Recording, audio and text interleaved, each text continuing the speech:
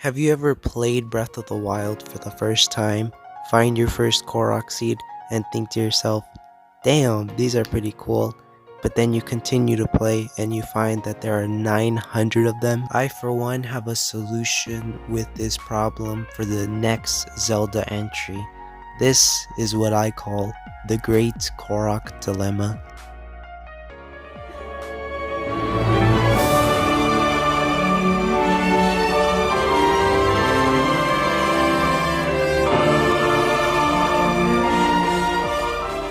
Breath of the Wild and Age of Calamity are two of my most favorite games of all time, and yet because they are such good games does not mean they're perfect.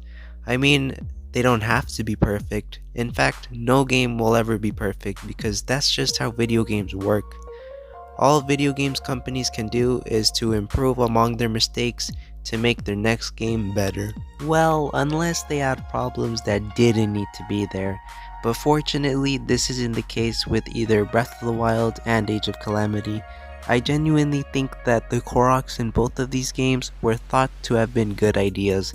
And well, they are good in theory, but the execution of the idea leaves more to be desired. Or should I say, it leaves less to be desired. Let me explain. There are 900 Koroks to collect in Breath of the Wild, and 160 Koroks to collect in Age of Calamity. And yes, I will admit that in theory, putting all these Koroks in Hyrule Field for players to find is a brilliant idea. I mean, mini shrines all around Hyrule just for the player to discover them and feel rewarded sounds amazing. And yet, the execution of Koroks isn't very satisfying. For one, in Breath of the Wild, you really only have to collect 450 of them before you max out your weapon slots. After that, the only reward for collecting the rest of them is a grand, amazing piece of poop. It really doesn't serve a good purpose other than a collectible.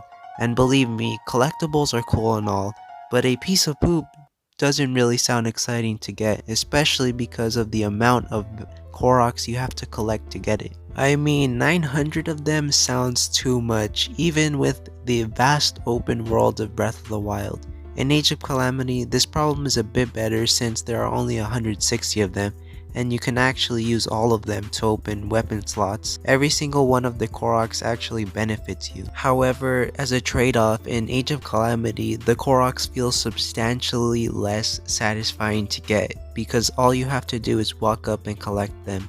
No puzzle is required to solve, and not much exploring is done considering the world is more condensed compared to Breath of the Wild. The Koroks in Breath of the Wild all have their set of puzzles to get them, whether it be using the magnesis to pick up a block and put it in the square that is missing, or shooting a balloon that is moving fast in the air.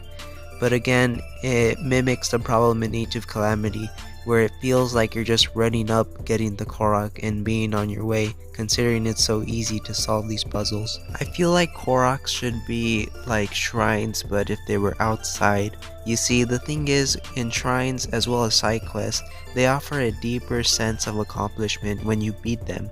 You arguably get rewarded better with the Spirit Orb or getting a diamond for a side quest. In turn, these rewards as well as challenges become denser. These side quests and shrines are a lot more memorable than say putting a rock in a hole to get a measly Korok seed. Of course, the shrines aren't always unique. Some are repeats, especially combat ones, and some of the side quests became a go grab this item, bring it to this character situation. But more often than not, these are a lot more enjoyable to get, especially when you don't know what you'll get as a reward in the end. I can really appreciate this because instead of making 500 side quests that are a lot more simplified, there's only 76 side quests that are more denser and more enjoyable. The thing I'm getting at here is that in Breath of the Wild, if there was only 100 or 200 Koroks that were more in depth, it would be a lot more enjoyable, which gets me to my next point, which is how can Nintendo fix this problem for the sequel being Breath of the Wild 2? Considering that this is probably going to be a timely sequel, I'm skeptical that they will have time to make the Koroks more in-depth instead of just adding another 1000 easy Koroks all over the map, but I guess I can dream. So what I suggest they do is have about 100 or 200 Koroks, but then have each Korok go more in depth, make them scratch your brain.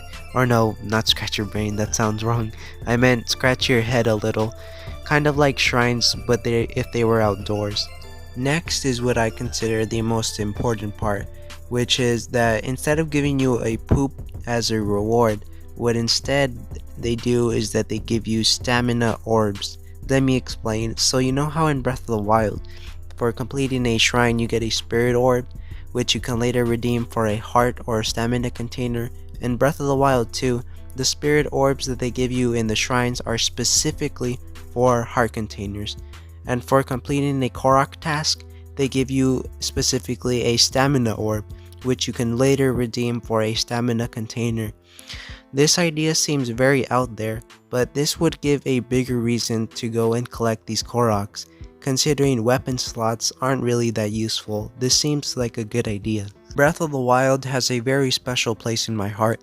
I would really like to see Breath of the Wild 2 to improve among these mistakes, and not just be another Spider-Man Miles Morales case, where the original was great, but the sequel was lacking.